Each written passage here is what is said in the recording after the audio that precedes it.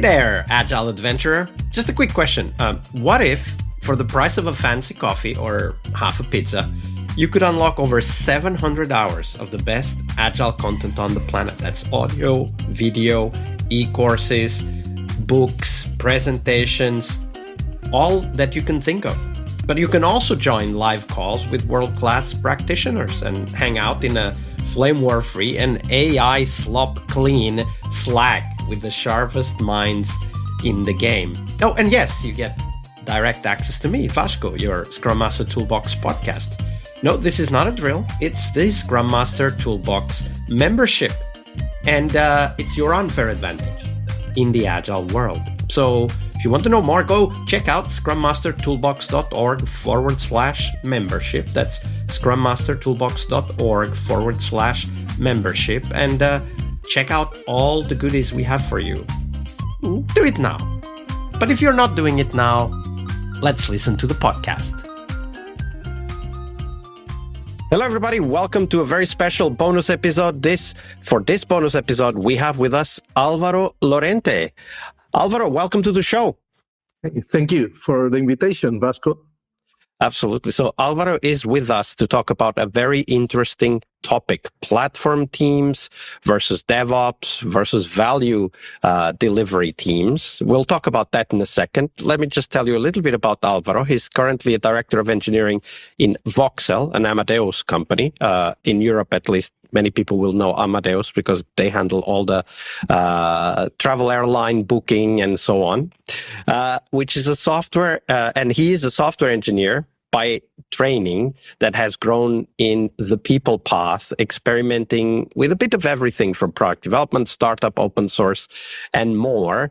And he likes the idea of a jack of all trades and tries to help wherever needed. And in this episode, as I introduced, we're going to talk about something that has a lot of discussion around it, but sometimes still causes confusion in the software community. That is platform teams versus DevOps versus product teams. So let's start with your origin story, Alvaro. So you used to work in what we might call value delivery teams or product teams, and now you work with platform teams. When you think about these two aspects, I mean, that must have been a big transition for you, right? So how was that transition for you, and what was the culture in that platform team when you arrived? So actually, that's an interesting question. So like you were saying, I've worked quite a lot on delivery teams, trying to just bring features out of the door. And that's actually great because you work with the clients and you actually are trying to bring new value to the company. And that's actually how the company makes money. And for me, I've always been like I introduced myself. I've been a developer. I've worked actually in a little bit of everything. So I've been doing also all the platform things in the cloud. So this idea of T-shaped development. And that's what actually bring me the interest on platform teams. And actually trying to understand how and why do they exist. So for me, platform teams actually exist to facilitate the delivery of value in a scalable way for the rest of the teams. Not by going into a corner and just doing whatever they want, but by solving the problems that actually teams have on their day-to-day. So we're not reinventing the wheel everywhere. When we talk about culture itself, where I arrive, it's also an interesting thing because it's the transformation that most of the companies normally have of having silos and people that do specific things. The company was quite advanced in every other aspect, the T-shaped development, people, multidisciplinary teams that do TDD, TBD, and more. But actually, the infrastructure team was a little bit left behind. It was the typical team before I arrived. And historically, let me bring back a little bit of the history of the transformation of this team. Probably 1 year, 2 years ago, the teams was just a ticket expenser, to put it so. They receive a ticket, they create a new machine, or they create a new database and just send it to the team. So, that has their problems of being actually a bottleneck. Teams got annoyed by that. So the first transformation is, let's do DevOps because this thing is cool. So let's actually put a person that is a DevOps engineer in every team. That actually just didn't change a lot. Actually, what changes shifted the idea of having a ticket to an external team to actually having a ticket on a person that was shared in between one or more teams. So, so what you're saying is that as part of the transformation, one step usually is to have someone called the DevOps engineer who replaces a whole team somewhere else, which would be the whatever platform team, and the way of working still remains the same, where the DevOps engineer is still very much siloed away from the actual feature delivery teams. Is that what you mean? I don't think it's a good practice, but it's what actually happened. I think that is an intermediate step that you might do or not, but it still keeps you on the idea that DevOps is a role, or that the person that takes care of the platform or infrastructure or operates is more a role and not actually a culture that the teams need to actually own their systems themselves. So still keeps your silos on the track of every team. So I don't think this is correct. The idea of DevOps should be DevOps is a culture and not that DevOps is a role itself in the teams, to put it so. Does that make sense? Yeah, makes sense. So when you arrived, you started to say, okay, there's this very big disconnect between value delivery or feature delivery teams and platform team. That was kind of the Jira wall in the middle, as you were describing. And then the next step was, okay, let's take this platform team and split it up into multiple individual DevOps engineers who now work with different feature teams, but still in this Jira ticketing queue kind of way, right? That's where it went next. I arrived just after that space where they were actually sent each of them into one or multiple teams. So I did the transformation in between DevOps being that role and that solve actually tickets to actually trying to create the platform team that actually solves value for the teams, to put it so. So how did then the next step come up? Because I imagine that at least from the feature delivery team's perspective, having a DevOps engineer kind of assigned, allocated to their work kind of felt good, right? Like, because they were slightly closer, they could talk to the person. So what triggered the next step? What triggered the need to create a platform team? So that's correct. So having somebody near actually help them. It's different to have an external team trying to solve things than having it on your own team. The thing is, it was still a bottleneck because either that person goes on vacation, that person actually takes some time off, or you normally don't have the capability of hire one people for each team. So we have cases where one DevOps was sharing between 3 or 4 teams. So that still made it a problem. The transformation came because the teams actually wanted autonomy. So how do you actually provide autonomy to the teams? It's actually by enabling them. So what we actually started working on is what we call the DevOps buddy. So it's providing at least one person on the team with the correct knowledge and permissions to actually start doing the same work as a DevOps. We did it with one DevOps or 2 DevOps buddy because we are in environments where you need to pass PCI DSS or other certifications that are complex. So you cannot actually say, hey, I give the entire team autonomy. So this is why that conversation in between security and the teams need to happen, so we can find a common space. So recapping, the idea was to have people inside the teams starting to get the knowledge of infrastructure. I don't want to call it DevOps because DevOps is not a role for me; it's a culture itself. That that actually they can operate and create their own system, platforms, and maintain them, with the intention that the team grows and grows their own autonomy. And then we can pull the entire set of experts to actually facilitate that knowledge on the long run. So making tools simpler so they don't have that mental constraint or complexity that teams actually are scared about, normally about infrastructure, or platform teams are not only about infrastructure, they're about probably complex problems that need expert knowledge. Absolutely. Okay, so we have now 3 steps, right? The separate team, Right. then the DevOps as a role instead of a culture, then the idea of that knowledge, that experience being inside all of the teams with the concept of the DevOps buddy. What happened next? So what happened next is we consolidated a platform team, and from having that platform team, the intention is to convert it actually into also a kind of delivery team. So normally when you find a platform team, it's only technical people. Let's think about what's the next thing to do, and we just push it to the teams. But the intention was to treat it as a product. So the first thing is to actually bring somebody that takes the role of a PO, for example, that can actually understand our clients, because the clients in reality of this team that make them be productive or useful for the company is the rest of the delivery teams themselves. So if we treat it as a product, we need to actually bring somebody that takes care of that product side itself.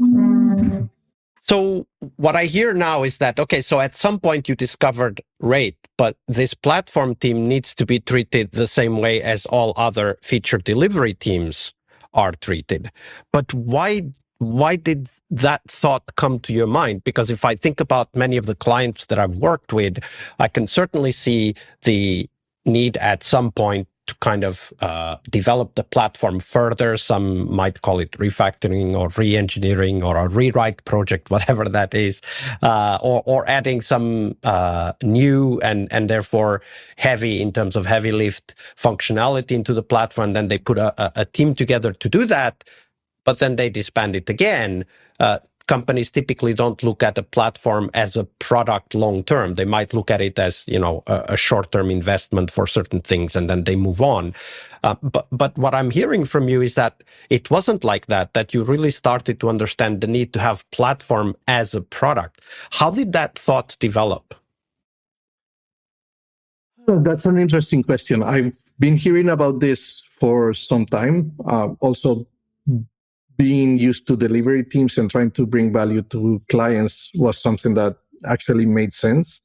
So I don't think it's my idea. I think that there's a lot of people in the environment that have already talked about this. So even not so long ago, I went to O'Reilly session, to put it so, that was called the value of product thinking for platform teams. So definitely I'm not the first person thinking about this. Camille Fournier has talked about this probably also extensively. But the idea is you have delivery teams that have continuity and they have continuous needs. A platform team is just the team that is actually serving those to make their work more effective, simpler, and that actually makes it also more valuable. It also saves money for the rest of the company. So if you think about that, it's not as one-shot thing. It's something that is a continuous improvement situation for the entire company. So unless all the teams are happy, and that moment might arrive at some point, but then you need to also maintain the systems that you have created for the rest of the teams. So what I'm hearing from you is that there's significant advantage in some contexts to have platform as a product, specifically in terms of serving the feature delivery teams with needs that are, I'm guessing, you didn't say it, but I'm guessing similar across teams. And that also it has advantages in terms of managing costs, managing long-term maintenance, and so on, of a component that actually serves all of those teams. So it sounds to me that you're saying that setting up and maintaining a platform team where the platform is the product is a little bit like a scaling strategy, right? Like serving many teams with less costs than you would do otherwise. Right. So there might be moments where you don't need a platform team. At the beginning of a startup, you probably, not even probably, you won't need a platform team because you're just trying to find your product market fit.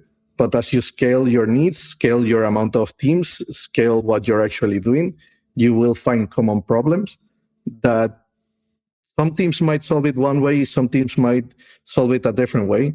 And what you're actually entering is a place where you can actually not share knowledge. There's silos, there's probably on things that are not aligned in the company. So it helps to actually saying to the teams, hey, you don't need to care about this. Let us know what are your pains. We're going to try to solve it. At the end, when you actually find or try to buy a SaaS or something else, like if we're talking about observability, let's say a Grafana or something like that, it's not because you cannot actually do it. It's because it's simpler and reduces your complexity to actually externalize that need. And actually, having a platform team is actually externalizing those needs, but inside the company. Mm. And that externalizing that you said, kind of giving that away to the platform team, can help us scale if we have multiple teams that have similar needs for their specific feature delivery. And you mentioned one, observability, a couple of others come up immediately, like reliability, performance, like all of the elities, right? Like you start thinking about it, it's like, okay, there's a bunch of things here that we could probably benefit from. And it would make sense to think that the platform team can help develop those, I guess we could call them performance characteristics, so that other teams can take advantage of it. I mean, security is one that comes to mind immediately. Correct, but those actually need to be first needs from the teams. They cannot actually be like decided by the platform team, and that's exactly why you actually need to treat it as a product. Because if not, you're probably solving a problem that nobody has. You're going to push it into people that don't really care about it. So your adoption and anything is going to actually be not useful at all. And the other aspect you mentioned is also the developer experience, right? Because a platform team can create or destroy developer experience for the other teams, and treating it like a product helps to create that focus, right? That you have concrete customers, that you're serving those customers, right? Correct. And those are our customers. If they don't buy our product, we don't have a why to exist. So we're also trying to find the market fit. So I've been talking this with the team. This is something that we need to also try to improve on, like everybody. But what are our KPIs? What are we caring about to improve? And adoption can be one thing, but it's also customer satisfaction, how people feel that it's affecting their day to day. Is it reducing their complexity? What are we actually improving on their life? So for me, customer satisfaction inside the teams is also something that is going to tell you quite a lot if your platform team is doing good or not. Okay, let's dive deeper into that, because I think that's a very interesting aspect of the platform team considering what they're delivering as a product. What does that mean in practice, right? Like, so in the platform teams that you work with, what are the things you want to see in place for you to believe that, yes, this platform team really is taking the platform as a product idea seriously? So for me, there's one thing that is really important is like talk to the clients. So we had quite a few sessions with the delivery teams to know what are the main pains, what are they struggling with, what do they like and what do they not like from the platform. So it's a cliche, but you need to listen to your clients. So for me, that's one of the main things that will make a platform team successful. I would say that the other thing is, if you're doing this, you don't have so much problem with adoption. But a lot of platform teams tend to create things and just push adoption into teams. And this normally is a common pitfall because teams either don't need that or they feel that they are being pushed to use a tool that they actually didn't ask for. So there's always an excuse to not adopt something. So again, I think that this goes back to the KPIs. Adoption can be a fake kind of KPI if you're pushing things. So you need to make sure that the teams actually need your product and are happy with your product to put it. So I think that those will be the main things that I can see. And also one thing is, even if it's internal product, make sure that it has quality. I've seen that in our team, especially at the beginning, and in other teams from platform, like it's internal things. We don't care so much about the client, and if there are bugs, hey, okay, open me a ticket or let's talk about it. We tend not to be so thorough as if we were pushing to external clients that pay for the product. So quality should also be an important thing to take care on the platform. Yeah, I immediately when you say that, a couple of specific and critical processes come to mind. One is the ability to collect feedback. You already mentioned that. Then the other is to have a process to handle incoming requests, whether they're bugs or features or anything, because we would have that in a real product. To have a support structure, this could be a rotating person that is kind of the support person for the customer teams during that process. And then, of course, one thing that you already mentioned, which is the product owner or product manager for the platform. But this is often ignored. I mean, many product leaders will not feel any attraction to working with the product team because it's not, there's not a lot of emphasis on user experience, talking to sales, talking to marketing, and so on. So how can we make the case for investing in product talent in core technology teams like platform teams? Yeah, so basically when we talk about how do we convince product or convince the organization to invest the product talent and things like that, again, we are talking about what is the product common language. And the product common language normally is money, and how do we actually are affecting the KPIs of the company. And normally every company wants to be as much profitable as possible. And this is also true in a platform team. So if you are trying to simplify the development experience and making sure that the teams are able to deliver, you're actually saving money. You're actually saving hours of development. That can be calculated. If your feature is making developers 5% more productive, that means that the average cost of your developers is a 5% less, to put it so.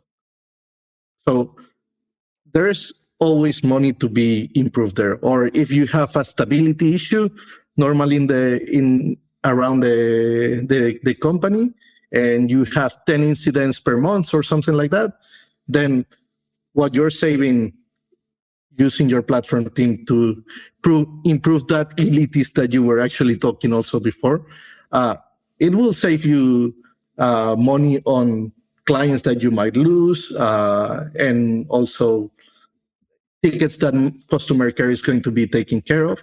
So the complexity normally of technical things is how do you translate them to money?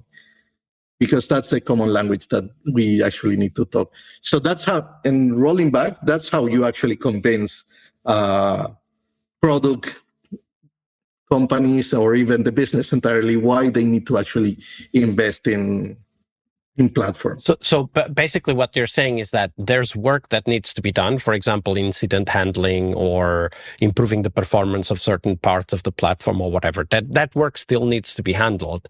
But when we have a product team for the platform, meaning product management as well as development and testing, what we're doing is that we are scaling that. We're making that more efficient, if you will, right? Like we're reducing, for example, we're reducing cognitive load or the amount of work that it takes to add a specific feature, or we're speeding up the response to incidents that happen when we're live, and so on. And okay, so that's the sale to the management, right? Like we need to have this product team. And of course you could say, hey, but it's still the same people, quote unquote, we just move them to this platform team. But it isn't like that. There's always some more work that comes in with that, also because we want to develop the platform further. And how about product leaders? So the engineering manager will probably get it, right? We're talking about efficiency. We're talking about speed of handling the incidents, maybe better security, all of those things. Engineering management will get it. But how about the CPO, the chief product owner? How do we get them on board to understand that they need to invest in that platform team?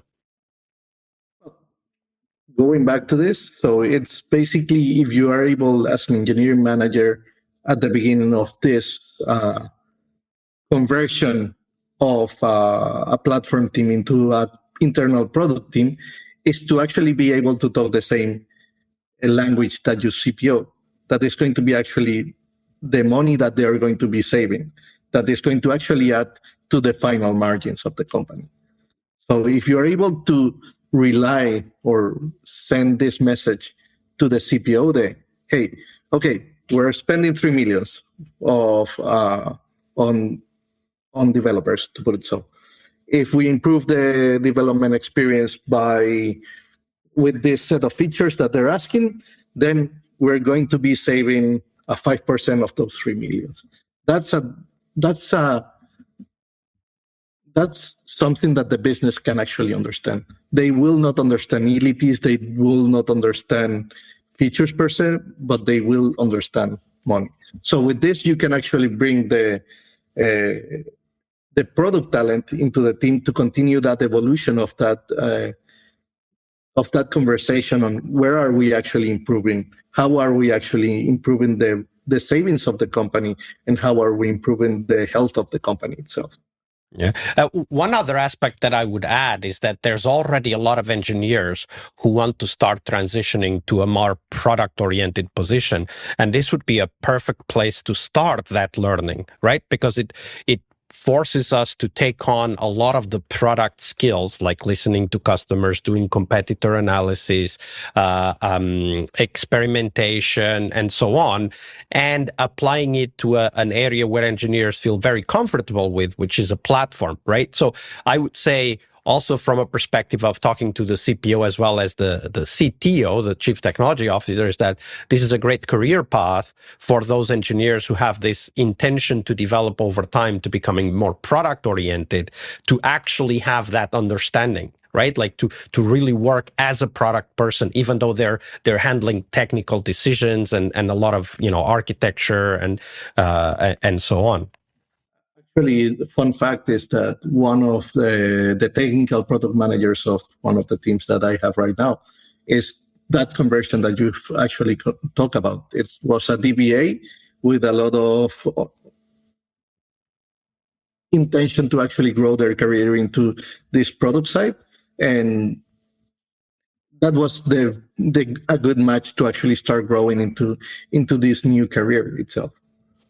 All right, so let's say we're convinced, right? Like the CTO, the engineering manager, the CPO are convinced, and they've decided, okay, we're going to stand up a platform team. We have enough product teams that need support, so it makes sense to start that platform team. We see the benefits, we see the career growth, we see the investment paying off in cost savings and speed to market.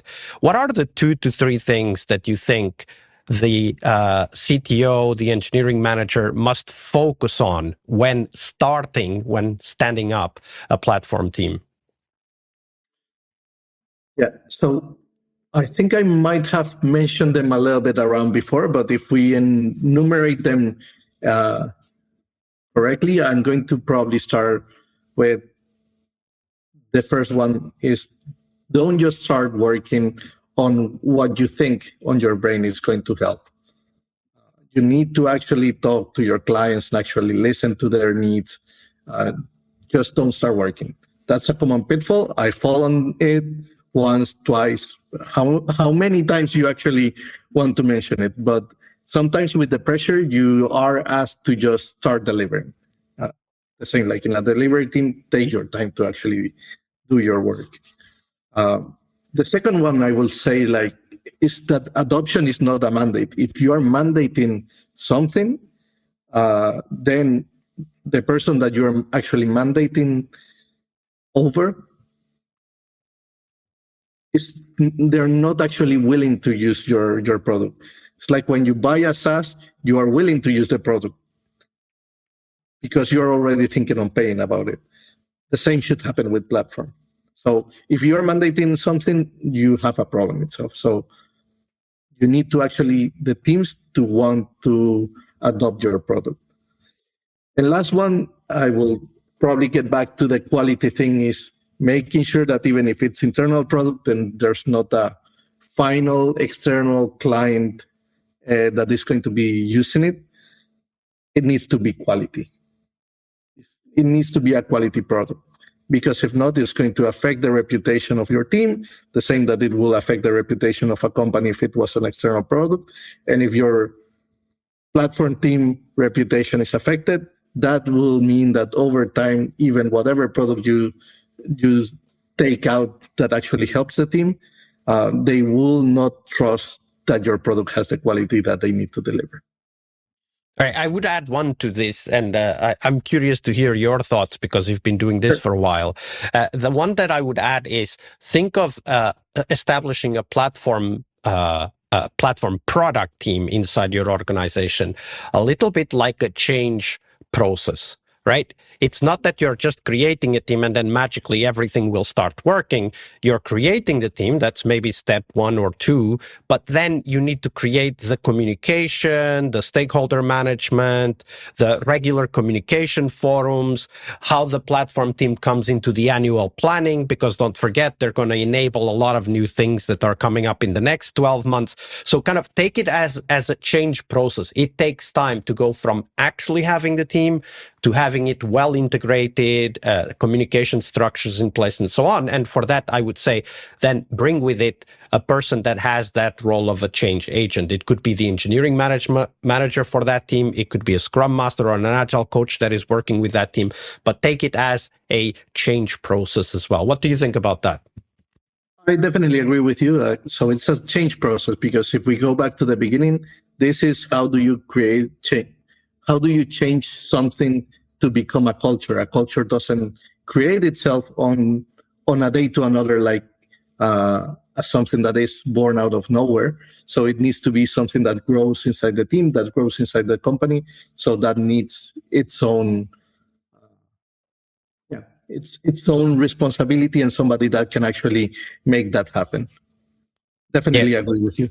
Yeah, absolutely. Because it's always a culture problem, no matter how we look at it. Or in other words, as Jerry Weinberg says, no matter how we start looking at it, eventually we find out it's always a people problem. Yeah, definitely. So is there a book, an article, or a video, a resource that you can recommend for teams wanting to improve their understanding and also to get their heads around this process of setting up a platform team? Very good question. I think that following people like Camille Fournier, that has actually written a book on platform teams, is a good starting point. There's a lot of resources probably in the O'Reilly platform, like the one that I mentioned about the value of product thinking in platform teams. And I would say, if you are able to experiment, it's not a resource, but being able to experiment is also something that helps to bring continuous improvement to things. Yeah, absolutely.